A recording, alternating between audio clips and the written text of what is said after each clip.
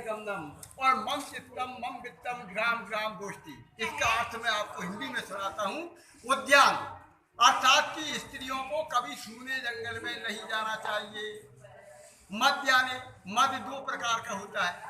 एक तो मद माने घमंडी लोग होते हैं अत्यधिक, और दूसरे होते हैं जिन्हें इतनी मात्रा पी लेते हैं कि उन्हें अपने शरीर का कोई ध्यान नहीं होता। उद्याने मद पाने, जो मत वाले लोग हों, ऐसे पुरुषों के सामने स्त्रियों को कभी नहीं निकलना चाहिए, क्योंकि वो मत वाले लोग हैं। कब क्या कह बैठे हैं, अपनी इज्जत का ध्यान रखते हुए ऐसे मत वाले पुरुषों के सामने स्त्रियों को कभी नहीं जाना चाहिए। उद्याने मद पाने पिता गृह गमनम, और जो आप अपने पिताजी के यहाँ जाओ तो उसमें आज से आपको मेरी सहमति लेना पड़ेगी। तो कन्या ने कहा कि हे स्वामी, अभी अभी आपने जो दो वाक्य कहे उद्याने मत पाने, वो मुझे बिल्कुल स्वीकार है।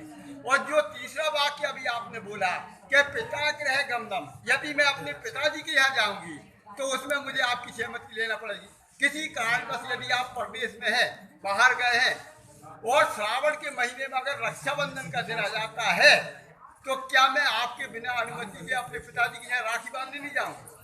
तो वर ने कहा कि श्रावण के महीने में रक्षाबंधन के दिन यदि मैं घर पे नहीं हूँ तो मेरी आप बिना अनुमति के अपने माता पिता के यहाँ राखी बांधने जा सकती हो। उद्याने मद पाने पिता गृह गमनम और मम चित्तम मम वित्तम।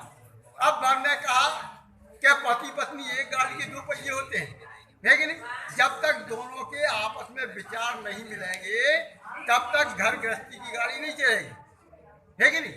जबरदस्ती अगर जबरन लोटोगे तो ये टूट जाए, फिर गाड़ी कैसे आगे बढ़ेगी? इसलिए वर ने कहा कि मम चित्तम, मेरे चित्त माने मेरे विचार में विचार मिला करके और तुम्हें चलना पड़ेगा। तो कन्या ने कहा कि ये स्वामी, अभी तक तो तुम अकेले थे, अकेले पुरुष का कोई अस्तित्व नहीं होता था। जहाँ मिली दो वहीं रह सो। अकेले पुरुष को दो रोटी मिल जाए पेट भर के फर्स्ट क्लास करना पास होता है, उसे घर की कोई चिंता नहीं।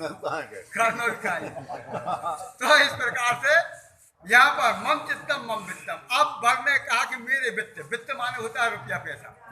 जैसे वर की कमाई 20,000 रुपये महीना है पेमेंट, तो कन्या को ऐसा नहीं कि महीना भर में 20,000 ही उजाड़ दो।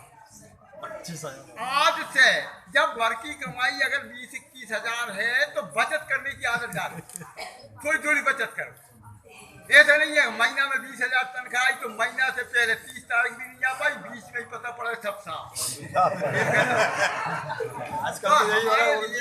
कुछ ना कुछ बचत करके चल रहे हैं आजकल तो यही हो रहा है। क्योंकि हम लोग बचत क्यों करते हैं? हम लोगों का बचत करने का एक ही कारण है कि यदि योग बस कोई हमारे ऊपर गलत समय आ जाता है तो उस गलत समय में यदि आज से हम कोई बचत करते हैं तो वो पैसा हमारे गलत समय में काम आ जाता है, इसलिए हम बचत करते हैं। तो कन्या ने कहा कि ये स्वामी, आपको मेरे पूरे 5 वाक्य स्वीकार है कि नहीं? अब आपने तो अपनी इच्छा पूरी कर ली, अब मेरी भी कुछ इच्छा है। आपके 5 वाक्य थे, मैंने सुन लिए, मैंने मान लिए, उनका निराकरण हो गया। अब मेरी भी कुछ इच्छाएं जो तुम्हें आपको पूरी करना, तो ही मैं आपके वामंग में आऊंगी, नहीं मैं भी नहीं आऊंगी। तो वर ने कहा कि तुम्हारी इच्छाएं बताओ कौन कौन सी इच्छा है? तो कन्या की इच्छाएं हैं क्या? हे स्वामी, आज से हम भावक परिक्रमा के पवित्र बंधन में बंधे। जब भावक परिक्रमा पूर्ण हो जाती है तो वर के आधे शरीर पर कन्या का अधिकार हो जाता है। अर्धांगिनी क्यों कहते हैं? अर्धांगिनी आधे अंग वर का हो जाता है। तो कन्या ने कहा कि हे स्वामी, आज से आप जो भी कार्य करेंगे उसमें आज से आपको मेरी सहमति लेना पड़ेगी। तो वर ने कहा कौन कौन से काम में लेना पड़ेगी वो भी बताऊंगी, कम से कम पता तो चले कौन कौन से काम करने में आपकी मुझे सहमति लेना पड़ेगी।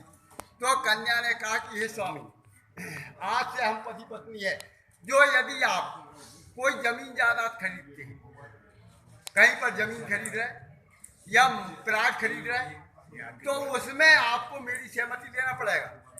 कैसी जमीन खरीद रहा है, पानी वाली खरीद रहा है या सूखी खरीद रहा है, कौन से रेट में खरीद रहा है कि नहीं? और प्लाट खरीद रहा है तो कौन सी कॉलोनी में खरीद रहा है? न पता पड़े आपने प्लाट खरीद लिया, वो अर्धांगिनी को पता ही नहीं है हमारे कितने प्लाट पड़े और कहाँ पड़े। तो आज से आप जो जमीन जायदाद खरीदोगे उसमें सहमति लेना पड़ेगी, है कि नहीं? और वर ने कहा ठीक है, जमीन जायदाद खरीदने में आपकी सहमति ले लूंगा। फिर कन्या ने कहा कि जमीन में आप कुआं खुदवाते हैं, तालाब बनवाते हैं या ट्यूबवेल लगवाते हैं, तो उसमें भी आपसे आपको मेरी सहमति लेना पड़ेगा। कम से कम घर में आके कह दो कि मैं ट्यूबवेल लगवा रहा या कुआं खुदवा रहा या जमीन में तालाब बनवा रहा है। तो वर ने कहा ठीक है, ये भी मुझे मंजूर है मुझे यही बात। हाँ।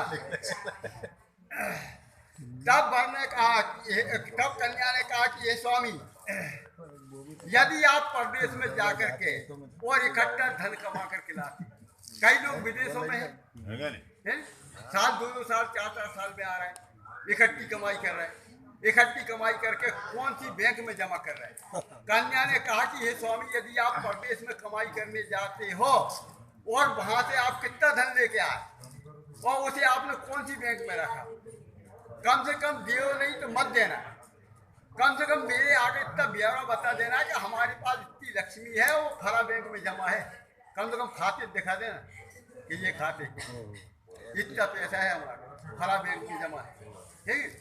तो वर ने कहा ठीक है, मुझे ये भी मंजूर है। अब कन्या ने कहा कि स्वामी मेरा आखिरी वचन बचा है एक। तो वर ने कहा वो भी सुनाओ कौन सा वचन बचा है। तो कन्या ने कहा कि ये स्वामी, अब आखिरी वचन ये है कि मैं जब 7 सखियों में बैठी हुई हूँ और किसी प्रकार से यदि कोई कारणवश मेरे से कोई गलती बन जाती है, क्योंकि गलती तो सबसे बनती है, इंसान अगर है तो गलती तो करेगा, तो आप किसी प्रकार से 7 सखियों में आकर के मुझे ऐसे आप शब्द ना कहें जिससे कि मेरे स्वाभिमान को ठेस पहुंचे। क्या घर ला के 2 आप शब्द कह लेना, घर में तो कह लेंगे, घर में सुन लूंगी, मगर 7 सखियों में किसी प्रकार से आप ऐसे आप शब्द मत कहना जिससे कि मेरे स्वाभिमान को ठेस लगे। तो वर ने कहा कि ठीक है, मुझे आपके साथ वचन मंजूर है। बोलिए राधा कृष्ण भगवान की। हाँ तो साहब इसी प्रकार से उगा जाओ आप नंबर हमारा